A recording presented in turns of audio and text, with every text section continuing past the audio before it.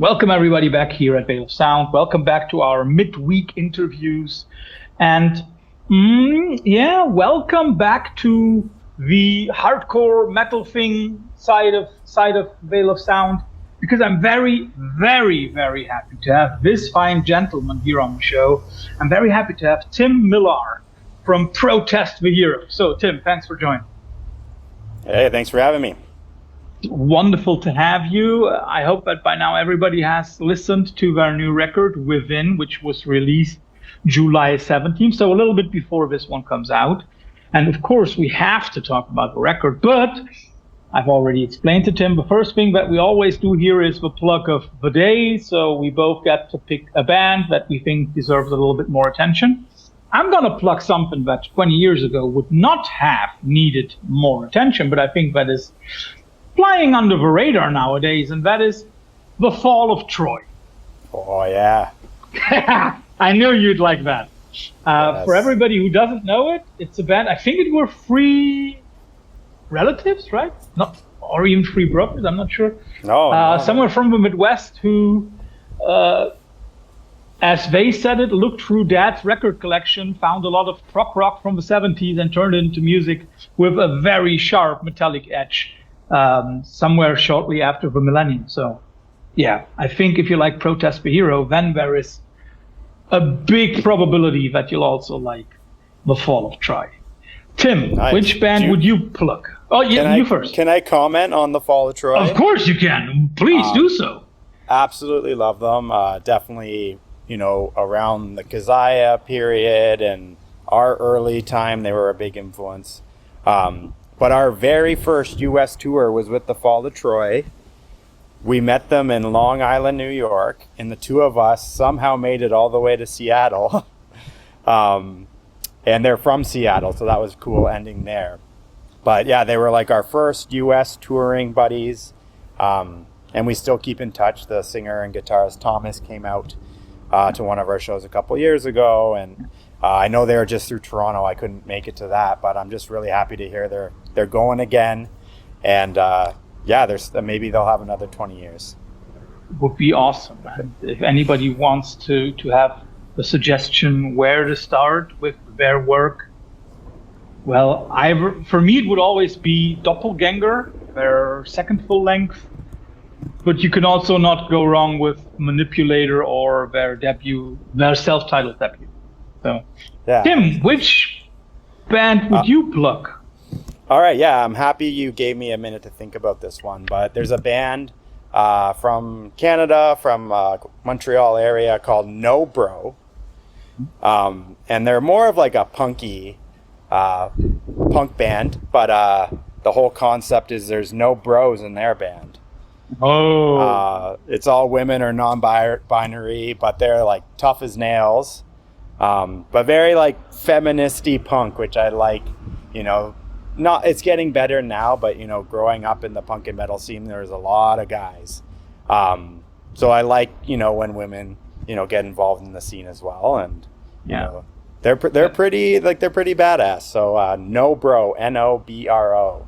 And I also like the way that you talk about, women in certain scenes. I think there is a very cool thing if women actively take part in the scene, become musicians, go on stage, because they very often show something that guys just can't, or just are not able. I don't know why, but for example, I love, there is a black metal band from Norway, Witch Club Satan. Yes. Yeah, that's just the thing, and I love it when women show the guys, where the stuff really comes from, I'll check out No Bro, definitely. Yeah, for that band, I just discovered Witch Club Satan a month or two ago, and they hooked me in. Just was like, this is wild and crazy, but like I feel like the bass player was pregnant on tour. Yes, she was playing up until like 8 months of being pregnant. I was like, that is fucking hard. Like that is badass. So it's just cool to see that. And the one other thing I would say just about being more inclusive in metal. It's hard for people that aren't guys to come to shows and they don't see their representation on stage. So it's like, it's a lot harder to relate. If you see someone that you can identify with or you look up to, it brings more of that into the scene, right? Totally. I mean, remember, that might be one of the biggest achievements that the Bad Brains, for example, did, like bring people of color into the scene. Yeah, definitely. I think the more diverse the scene is, the better it is. Yeah, absolutely. I mean, like, it's easy for the two of us, like no hair, white guys, a lot of beard. It's easy. It's easy. Yeah. But yeah, the more diverse the scene is, the better I think it is. And then we can also already talk about you being part of the North American and especially the Canadian scene. I mean, everybody should know that I'm talking to an award-winning musician here. Oh, yeah. Yeah. Oh, yeah. I mean, we all know a lot about the American music scene. We should know more about the Canadian music scene. But do you feel as if you belong to one certain scene, or do you say like, heck no? That's an interesting question. Just talking about Canadian music and the different scenes in Canada, there'll be bands that get really, really big in Canada, but don't do much outside of Canada. They kind of get stuck in the country, but they'll be playing arenas in Canada, right? The Tragically Hip would maybe be one of those examples, very Canadiana, but I think when they toured in the States, they're playing, a lot smaller shows, which is fine. I'm sure they love doing that. Mentioning that first tour with Fall of Troy, we were in the States as soon as we could be, as soon as we had a full-length record, and, have come over to Europe a bunch and, gone to many other places. So our goal is always to be international. I think like there definitely is a Canadian metal scene, and I think we fit somewhere of like, we've been around long enough that, we're kind of a household name, or there's been a lot of bands that have been inspired, especially by our earlier music, like Fortress and Kazaya. And yeah, we all know each other. Like, it is small. You cross paths with everyone, and like, yeah, exactly. You'll see people. We were also like, part of the punk scene as well when we were growing up, and it's like, you meet people 15, 20 years ago, they're still doing whatever they're doing in music. Yeah. Right? They're still putting on shows. They're still working for labels. They're managing bands now or whatever, but it's like, it is kind of a tight-knit punk hardcore metal scene in Canada for sure. Yeah, but it's interesting the way that you already phrased it. You say it's a tight-knit punk hardcore metal scene. I mean, like, the cool thing about it is that genres, to a certain extent, at least from my European perspective, when I look at Canada and its music scene, it seems as if genres are not really important. Yeah, that too. And even like going out further, like when it comes to the music industry stuff, it is very small. And it's like, I've worked with different music companies outside of, heavy music. And it's like, you see all the same people, and they move around, and they all have relationships, and they all know each other. Or you're like one step removed. And so yeah, it is interesting. It is its own ecosystem. And then, a lot of people will find partners outside to help as well. But yeah, there is a very strong music culture and in Canada for sure. It's cool that you mention working with labels, because, correct me if I'm wrong, but this record, Within, is the first record where everything is decided by you, controlled by you, and also paid by you as a band. We are the label. Yes! Good label. So yeah, we have to become corrupted now. We have to take advantage of ourselves. But let's be straight about this. That was something that you really strive for, that you really strove for. Okay, we want a real, complete independence. Mm-hmm. Yeah, and I think like it's not so much that everything we had was a bad experience. It was just a lack of control. Mm-hmm. And it's like we would not be able to have some opportunities because like the labels were saying no to like using our music, or even like on our own YouTube channel we were getting videos blocked that we posted with our own music. And we're like, come on. And I know there's a way to get whitelisted. There was a way to do it, but it took us like, years to figure that out. And, now we're actually figuring out a little bit better how to use our YouTube. And, but yeah, I think the more that we learned about doing it, and I don't want to say like being a label is easy, but we were able to distribute our own music digitally. And Luke and I started a company called Sheet Happens, which morphed into doing vinyl and merch and all that stuff. So now Luke is involved with like fulfilling all the physical stuff. So it's like, that's a big part of what it means to be a label. Yeah. And then for this album, we hired a PR person. That's our first time doing that. But this is why you and I are talking, right? Yeah. And it's like, we're paying her, but we're working together to strategize on, how we're going to do press. We're hoping to add a few more pieces of our team, but we have to be like, we are a label now, and we have to, have a strategy to run that. But because of this, I find already the band, the three of us, which is like the core of the band, Rody, Luke, and I, we're more excited, and we just feel like we're more in control. And this is the most effort we've put into like promoting ourselves in a long time. Yeah, and I think that, of course, it at first glance that might be more difficult, more complex, because there are lots of things that you have to be aware of. And also probably more traps to fall into. But at the same time, I think there is something to it. And it's of course, it's artist control. And a lot of people say that term as if it was something bad.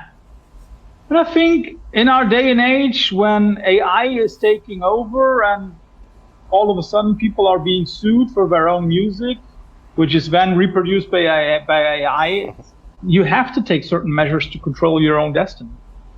You've already mentioned the three of you, the core. There is something, and I think that should be clued up quickly. There is a Protest the Hero studio band, and there is a Protest the Hero live band, right? Yes. How did that come about? Well, I'm trying to think of the easiest way to put this, but basically when Luke... You don't want to spend 2 weeks with... Yeah. No. Basically, during COVID, or before COVID happened, we had a tour lined up. And then COVID happened, obviously the tour gets canceled. But when that happened, Luke, the other guitar player, he had a huge sigh of relief, and he was like, thank God I don't have to do this tour. Mm-hmm. So that to him was like a moment where he's like, I should stop touring if I don't want to do it. Yeah. So, Rody and I understood that, but he's like, I love writing music. I love recording music. He's been, him and Rody would be the main contributors to songwriting for our music. So, of course, you want to keep writing. We're not going to kick you out of the band because you don't want to tour. We love Beach Boys have shown how well that can work. Yeah. So it's like, but then we're going on tour. We hire a touring band. Me and Rody are, driving that forward. But then touring takes a lot of time, Huh? I was working another job. I have a family. And so it's just it's honestly at this age between your 30s and 40s, I feel like, especially if you have kids, it's a very challenging time to be doing something full time if you're not, making enough money doing that. So I started working to subsidize that. And, Luke's working at Sheet Happens. He's writing the record. And so it's just kind of we just look at it like it takes a village, right? And I'm hopeful maybe now that we're independent and maybe now that we're putting more effort into the band, maybe I can put less time into doing other things and try to focus more on the band. Because that was my life for, probably all of my 20s, and I did like that. I don't think I took it for granted, but it was nice to be we would show up to the jam space Monday to Friday for 4 or 5 hours and we'd jam. That's a pretty sick job. Yeah. But of course, it's also a job which you can only do if you don't have any kind of responsibilities, Yeah, yeah. But it's I think there is a way for Protest the Hero as a business to make enough money that I could make a career doing it full time, but it's going to take time to do that. Yeah. And then, just to clue it up before anybody is nerding us out and saying, oh, but they've already released music digitally without a label, you released Palimpsest on your own, didn't you? Or like you released that without you released it without a label's backing, is that correct? Okay, that's almost correct. And I just wrote the story of our label history that I'm going to share at some point once I have it fine-tuned. But so for by the way, the history teacher in me has to say that Palimpsest is one of the coolest names for a record ever. Oh yeah? Okay. Yeah, and there's a lot of history on there too, right?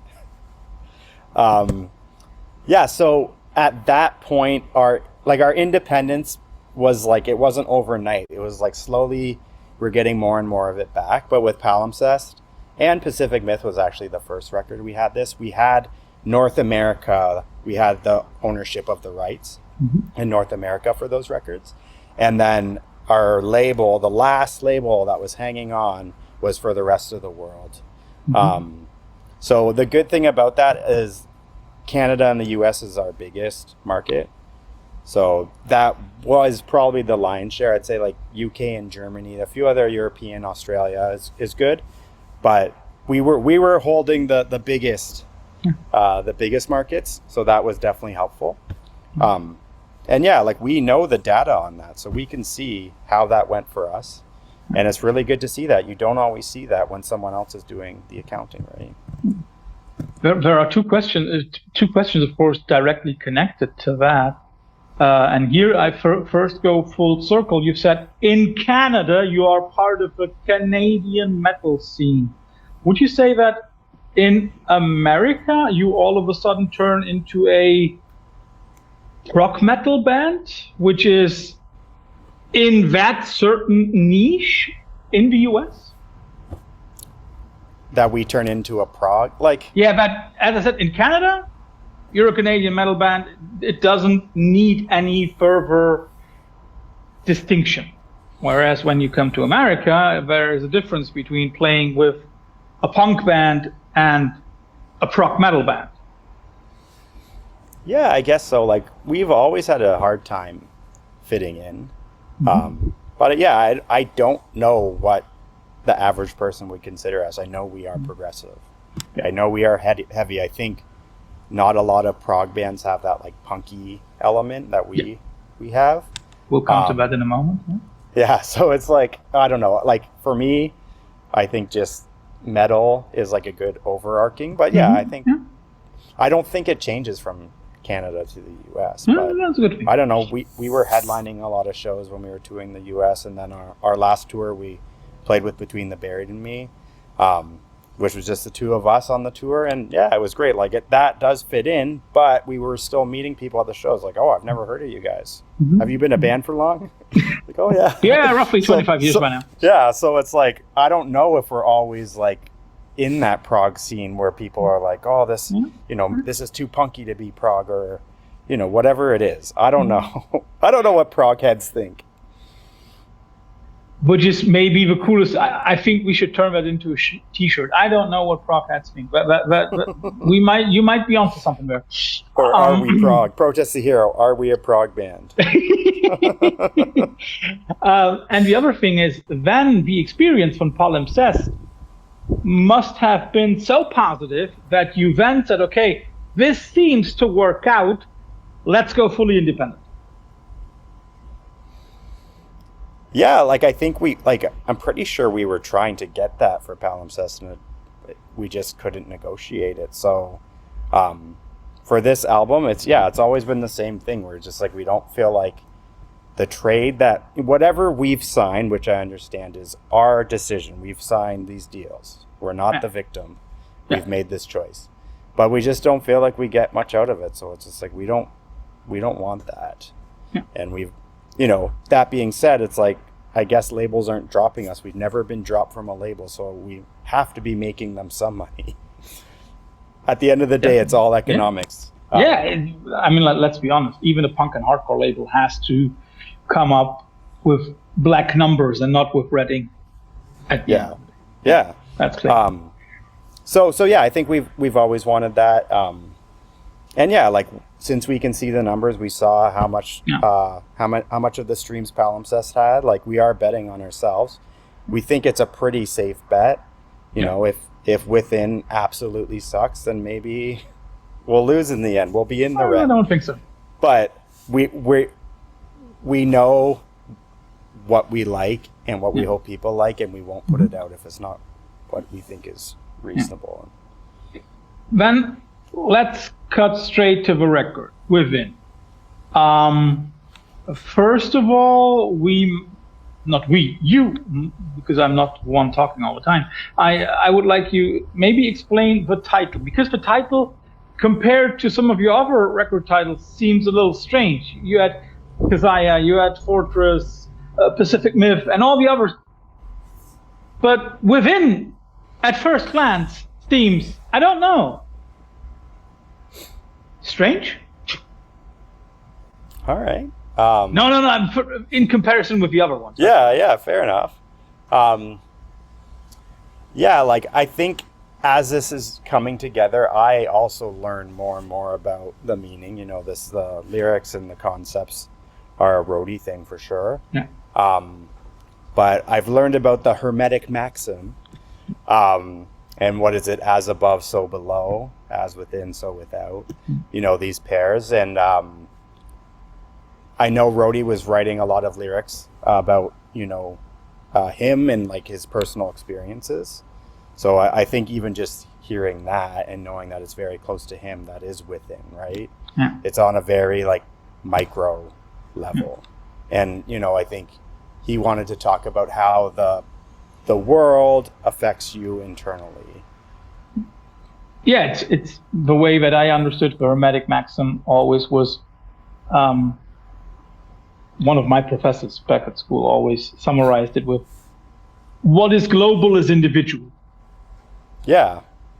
Everything is tied together. You know? Is that the butterfly effect? The butterfly flaps its wings and it's probably a little bit of it, isn't it? Yeah. Because, like if I can be affected by the butterfly, which is humming somewhere in China, then there must also be a vice versa interdependence from my side to the butterfly. Yeah, probably is.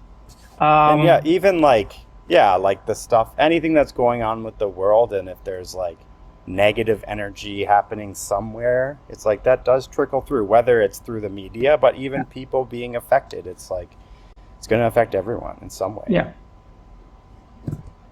And of course, a record like this in times like these is already something important, because I think 12, 15 years ago, a record with that idea behind it would maybe have been a little bit more positive. But if we look at the times that we're living in, it becomes a sort of, how can we survive with all the bad things being thrown at us? So it's also, in a way, a kind of survivor's anthem, isn't it? Yeah, no, that's a good way of putting it, for sure. And it is interesting that music, at the right time can, be more successful or be more received, right? Just because. Yeah. And I don't know about Palimpsest. I know there was some more current things that we were writing about, but by the time it was out, some of them had kind of passed or whatever, and that doesn't entirely take away. But yeah, it's like, I'm just thinking of like the right song at the right time. That could be like a global thing, right? And then there is something about the record that I really love. And that to me also is a little reflection of your completely independent status as by now. I have a feeling as if there are, as if almost anything goes on this record. There is nothing that holds you back, nothing that reins you in your artistic vision. Would you see that as well?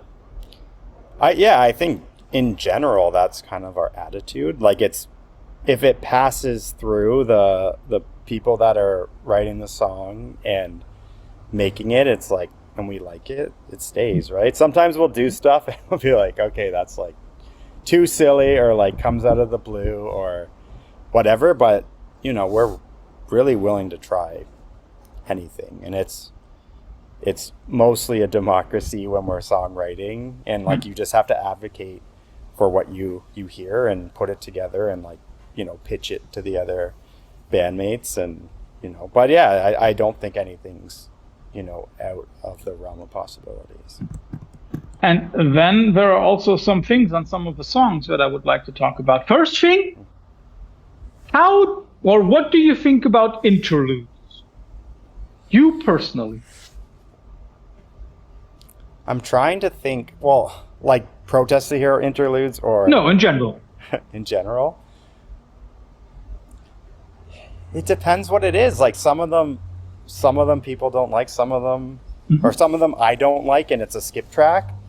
Some of them are like, you know, great on their own. It's like, it has to be, I think it has to be standalone, something great that you want to listen to. I know the interludes on our albums are the least listened to because they get skipped over, right? And I also understand that we were talking about this, if you have interludes as a standalone track and it's like something's going random, or it's like goes from like a heavy song and that just shows up on someone's streaming, be like, what, this is Protest the Hero? Like, it would catch people off guard. But it's like, I think we write interludes because we will think about the music as an album. And it's like, I do think for Protest the Hero, we need a little bit of a breath between heavy and more heavy.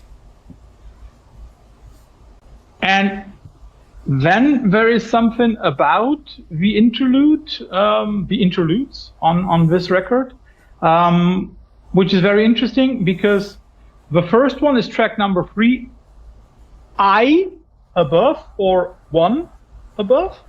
And the next one is number 6, 2 below. I mean, like, of course, by the title, it's already clear it's an inversion.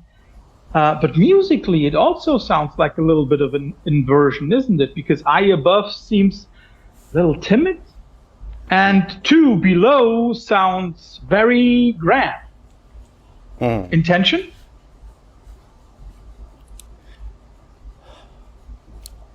Or incident?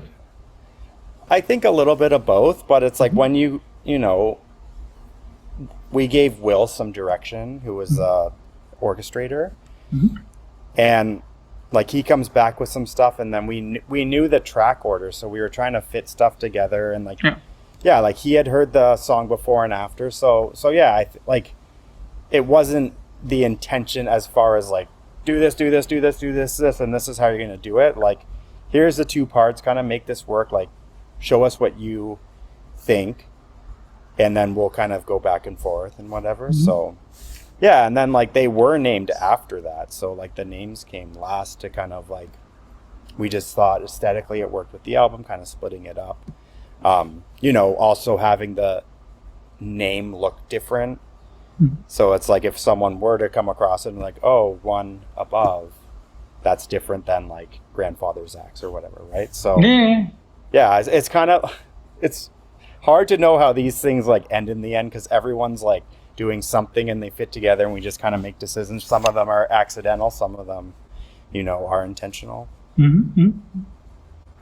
But it was clear that the interludes would be track 5 and 6, right? So that you have 2 tracks before, 2 in the middle, 2 at the end.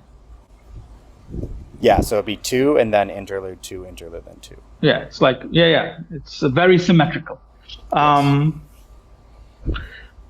So that is something, of course, that is something for the nerds among us, but there are also obvious things, because we have some very, very gentle female vocals on one of the tracks, at the end of one of the tracks. First of all, who did those? Because not listed in the promo who did them or who delivered the lines. Okay. So yeah, that's Jada Kelly. Uh-huh. A dear friend of ours. She grew up with us. She grew up in Whitby, and is a folk singer. And she sang on Fortress. She did the Kazaya parts. And then she's been featured on most of our other albums. But yeah, we love her to death, and we had that part, and it was a great way to end the Orchard, or Little Apples, sorry.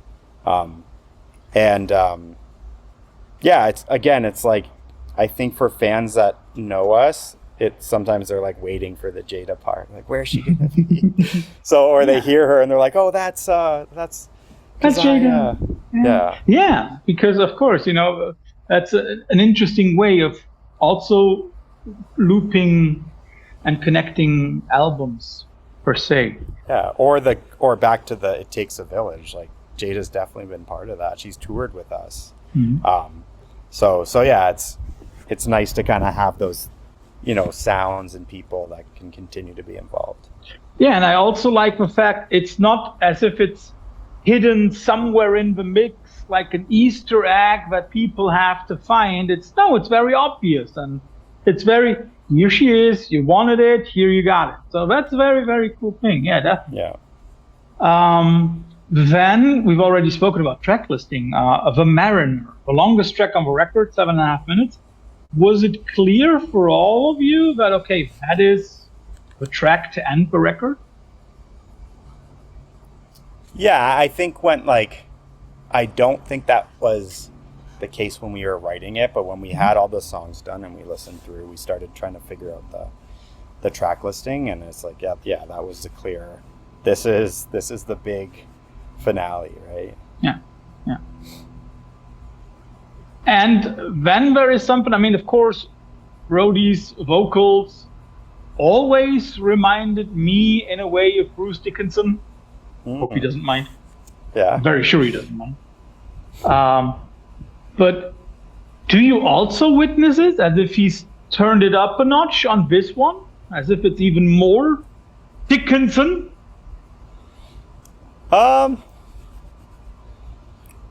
I just noticed with this album that I thought he had he was just more well-rounded. He was screaming more. He was doing like the low guttural stuff. Like, he just had more options in his toolkit.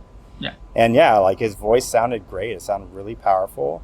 I think he was working with our friend Malen, who was part of the writing process, but also he's a singer and he did the vocal production. But I think when Rody is working with a singer that's very talented, that producer can drive him, and he can pick up on the little things. Oh, change that vibrato or whatever it is. Yeah. But yeah, I was really impressed with, how strong Rody came out of the gate with this stuff. So. And then there is something about his vocal style and also about the music in general on the record. We've already said it. Very open, almost anything goes. There is, I don't know why, but I have a feeling as if there is a tidbit more grit, a little bit more punk. I don't know how to phrase it, but a little rawness to some of the tracks, which is totally cool. Is it also important for you to change things always a little bit from record to record to record? Yeah, I don't know. I think it would be so hard to recreate the sound of the last record or the one before, any other record, right? Especially with technology changing and just all the elements of, where you're recording or just where you're at in your life. This is 6 years apart from Palimpsest, right? Yeah. So yeah, I think it's just, I don't think there was really a plan when we got into making this album. But I just think how it all came together, it was recorded in different places, there was different people involved, and they all just kind of put their spin on, whatever they're doing. Tim, just give me one little second. I have to get my charger. I'll be right back, and I'll just pause the recording for a second. And then there is something about the dynamics of a record. And that, of course, also has to do with the interludes.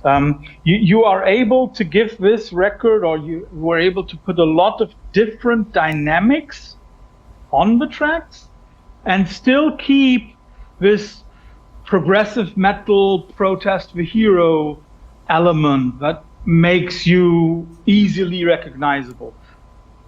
Is it difficult for you as a band to keep those things in check, to remain yourself and evolve at the same time? No, I think that comes down to like how we've learned to play and what sounds good to us. Mm-hmm. And yeah, I think, you know, outside of the interludes, a few of the songs have, you know, like acoustic or piano or whatever, where it really breaks down. And that has always been like a thing that we've done, right? Yeah. But yeah, I'm thinking of in Fishhook, there's, you know, the acoustic break there. Mm-hmm. And yeah, I think we could do more dynamics, but it does help when everything gets stripped down and then it comes back in. You know, we'll usually do it like 2/3 of the way through the song. But at Little Apples, that's kind of like the outro as well, right? When it goes to acoustic and Jada singing. So yeah, I think it does help, kind of makes things flow a little bit better. Mm. But yeah, it's not, I think with our sound, it really is like, oh, this is how we've played. These are the shapes I know. These are the harmonies I like. So there's at least some of that built in. Mm. Yeah, and of course, at the same time, we must also admit that, you know, a prog metal band that does the same thing over and over again, it's not a prog metal band. It's a formulaic one, right? Yeah. Oh, that's a good point. Yeah. I have two more questions before we come to the quickfire round. The first one must, of course, obviously be coming from Europe. When can we expect Protest the Hero to be back on European stages? Well, we're coming in the summer. We're leaving in 2 weeks, which is scary to say. But yeah, we're just doing 9 shows. So we're doing 3 in the UK, including Radar Fest, which I know there's some prog. I think we're missing some good bands on the days that we aren't playing. Mm-hmm. And then we're doing, I guess, 6 more shows in mainland, including Brutal Assault Festival. Yeah. So you're playing some of the bigger European metal festivals, which is, of course, a cool thing. Yeah, of course. Yeah, well, that was the whole reason we could do the tour. Yeah. We got those 2 offers, and then we filled in the rest. But in Brutal Assault, we are playing on the same stage which Club Satan's playing. They're closing see, folks, it out. We always go full circle here. They're closing it out at 2 a.m. I don't even know if I can stay up that late. If you haven't seen them, do so. Believe me. No, I really want to. So you're coming in the summer. Okay, so when this one is published, some people have already missed chances. But when is there like a club tour coming sometime? I mean, like, you got a new record? Let's disclose things here. So the plan, there's no real plan, but the plan was coming back in 27, maybe sometime in the spring. It kind of depends. Like, I would love to be on a support tour. Mm-hmm. And, you know, do main support or even open for like a bigger tour, and then we get to play in front of more people. Mm-hmm. Still bring our core fan base out. But it just kind of comes down what comes up. But basically this European tour that we're doing was at least like kind of a test to be like, hey, how are protests doing? Yeah. So yeah, we'll see. I know it's hard in the summer. I've been getting the pre-sale ticket numbers, and they're pretty good. And our agent said not to worry. So, but yeah, we've been doing a lot of Canada and US touring, and I'd love to start coming back to Europe a little more often. So fingers crossed. If you could choose a band to support, is there one that you have in mind where you said like, okay, that would be the dream, be the ultimate achievement?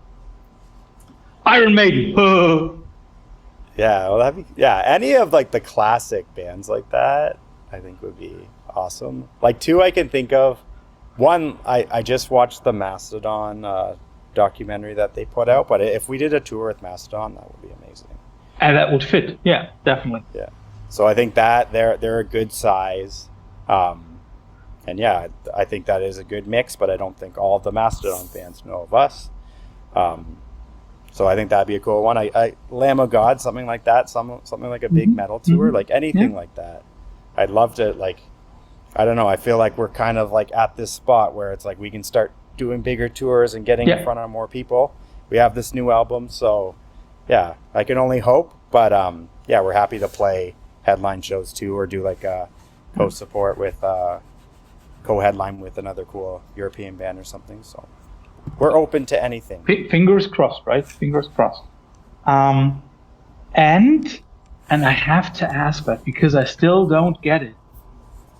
Can you explain the cover of the new record to me? I mean, like, I see everything. That is not the question, but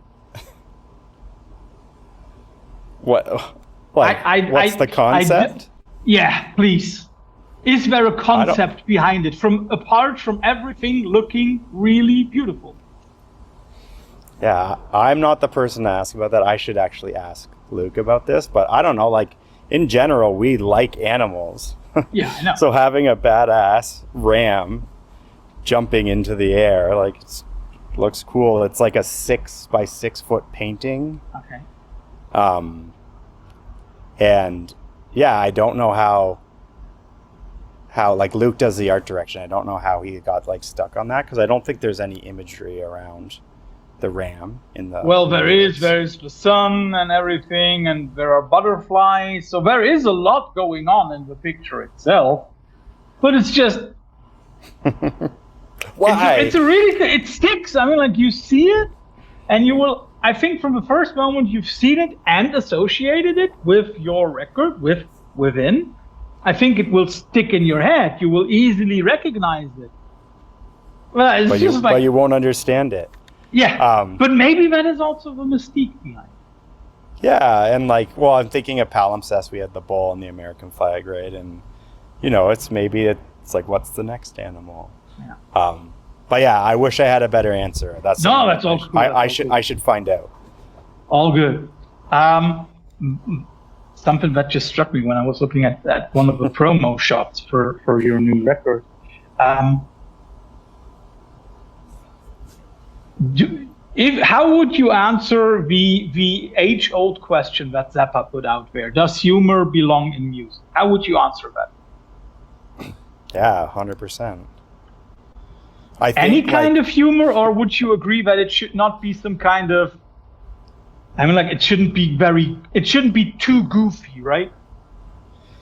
Yeah, like, we've always thought that we make serious music, but we're not serious people.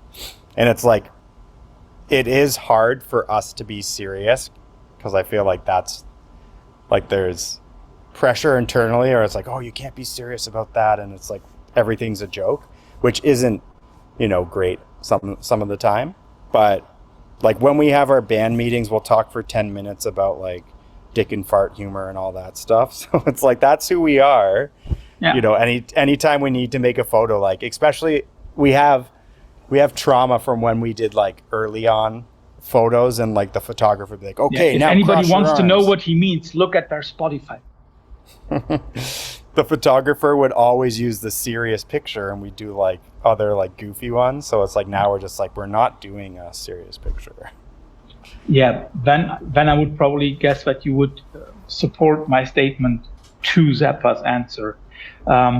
Music should be taken seriously, but the people behind it can make fun of themselves. That's what they are. Yeah, and everyone doesn't have to be a goofball. I think that's who we are.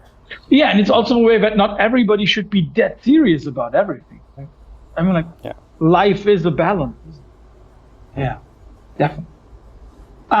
Tim, first of all, thanks for all the insight into the new record, into the band. But nobody leaves these interviews here without the quickfire round at the end. You'll always get two alternatives, and you have to choose. Some of them are easier, some of them are harder. I'll start with something that I myself think, for me, it's very easy, but I'm not sure. I'll give you two double albums by Between the Buried and Me, the Parallax versus Colors. Which do I like better? Yes. Colors, for sure. Mm-hmm. Mm-hmm.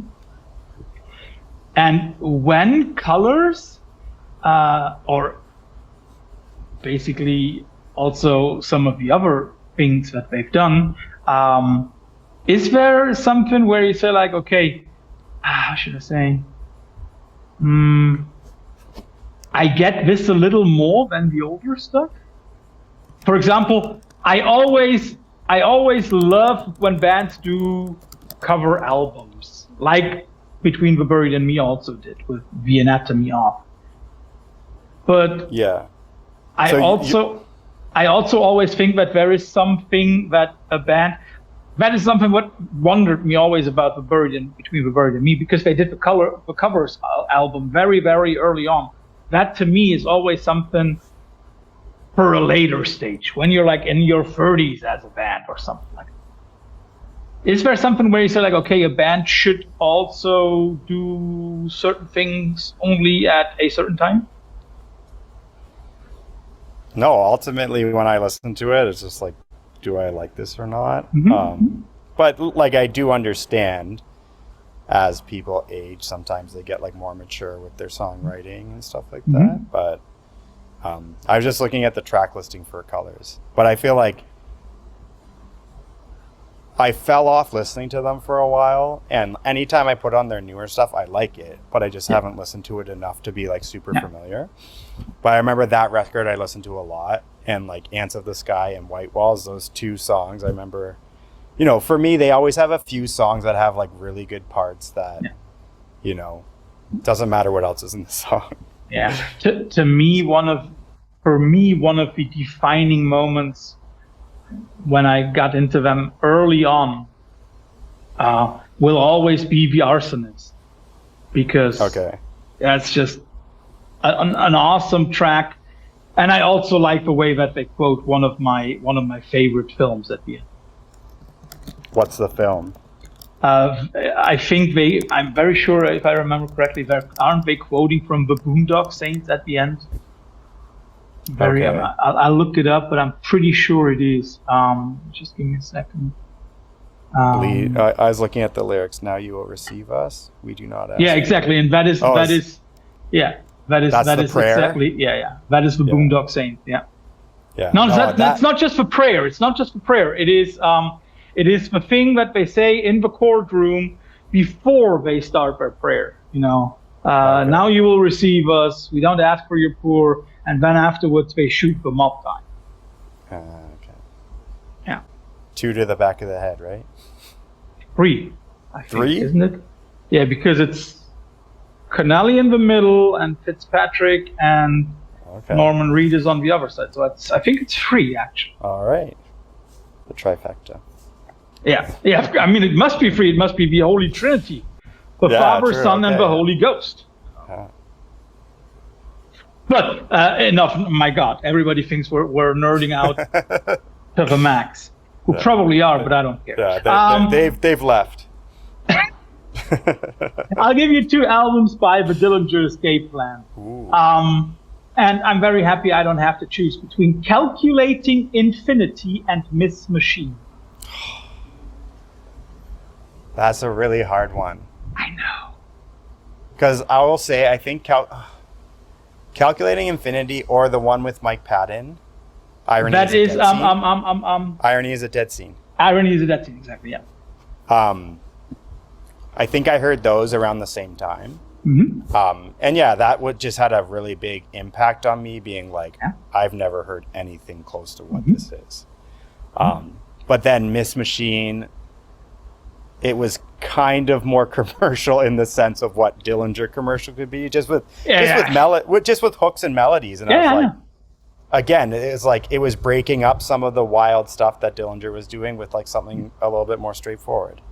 But yeah, I think I'll have to go with Calculating. Yeah. The next 2 are maybe not so nice, because I'll give you 2 bands, and we always think about the question, which one would you rather put on right after this interview? so that no band can say like, oh, you don't like us anymore. Caligula's Horse versus Horse the band. Oh yeah, Horse the band. Yeah.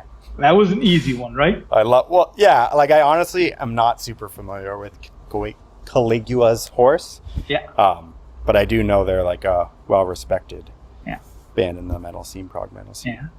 The next one might be a little more difficult because it's Strapping Young Lad versus Meshuggah. Oh, Meshuggah. Okay, that was quick. Yeah. Well, I'm a bad Canadian. I don't really know Devin Townsend's music very well.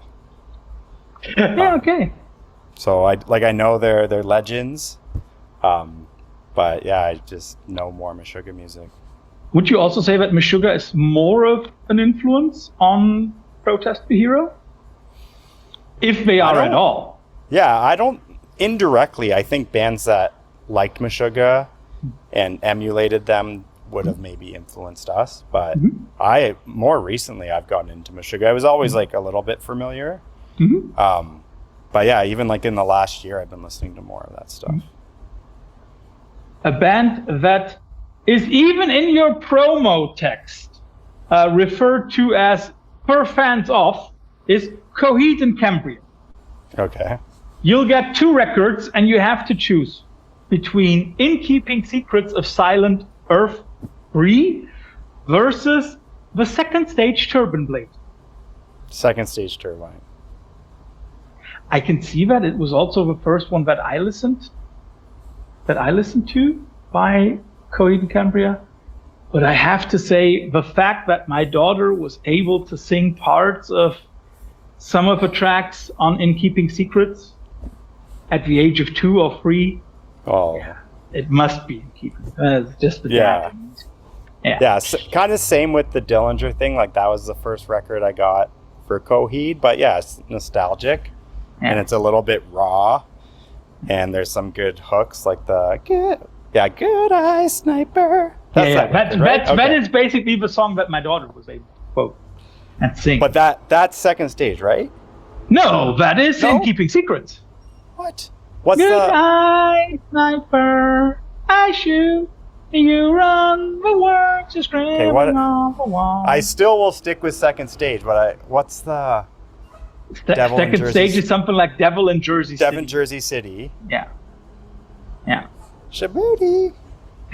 Yeah. So and now of course the nerd in me has to say I got the one release on which Shaboody is featured, which is a Hudson Valley compilation from I think '98 or something, where Claudio is making music as Shaboody.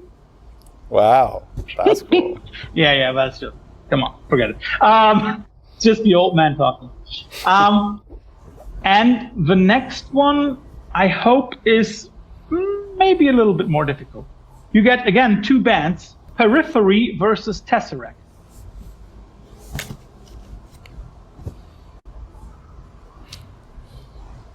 That is difficult. I haven't kept up with Tesseract. I would say I more consistently like Tesseract. Periphery's kind of hit or miss. I like a lot of their stuff, but sometimes they'll be a little bit too genty or like something that I find Periphery will vary their style a lot on an album, which isn't a bad thing, but that is even progressive in a way. Yeah. We could take it. We could learn a thing or two from that. No. You do you. Don't act as if you need to learn. Next album we'll have a rock ballad. Oh, that would be actually something that I would love to hear from Robbie. I know. I've been pitching it, and I get shut down every time. We need our Every Rose Has Its Thorns. Yeah, I just imagine you riffing in the background, maybe in one of those. Oh, piano. No. I was thinking, which track is that? There is this very cheesy '80s rock song where you see the guy standing in the front and the girls are standing in the back, all wearing skimpy Santa dresses. That would be something. You could be the Santa girl in the background, where it's just very, very short dress, very short dress. Yeah. Your beard sure. might be longer than the dress. Yeah. See, that just plays into the humor side. That's perfect. I love it. Yeah. And the last one, as I mentioned, Maiden. I'll give you 2 records, and I'll give you, of course, the classic one, Killers versus The Number of the Beast. Yeah, so my grandma bought me The Best of the Beast for Christmas one year. Okay. So I knew that the best, no pun intended, and then, yeah, I think The Number of the Beast would have been the most familiar. Yeah. But yeah, it's been a while since I listened to Maiden, but yeah, they were definitely a big influence when I was starting out in metal and learning how to riff. So would you, to get Number of the Beast. Yeah. Although when listening to some of Roddy's vocals on the new one, I think Killers might even be also a good choice. Okay. Yeah. Or even the self-titled one at the beginning, because it has a little bit more of this punk side. Tim, thanks for all your answers. Thanks for the insight into everything. Thanks for taking your time. For everybody, the record's been out a couple of days by now. Please listen to Within. Please buy it, because then we maybe get them on tour sooner than later here in Europe. And Tim, your chance for final last words. Yeah, we're really excited to be coming back on tour in Europe. We're very excited just to have a new record. And yeah, hoping that this will get the momentum going for PTH, and you're going to get more music, more tours, more silly videos, anything else that we can cook up. So, Tim, enjoy the rest of your day. Thank you for this. Yeah, good talking to you. Bye-bye.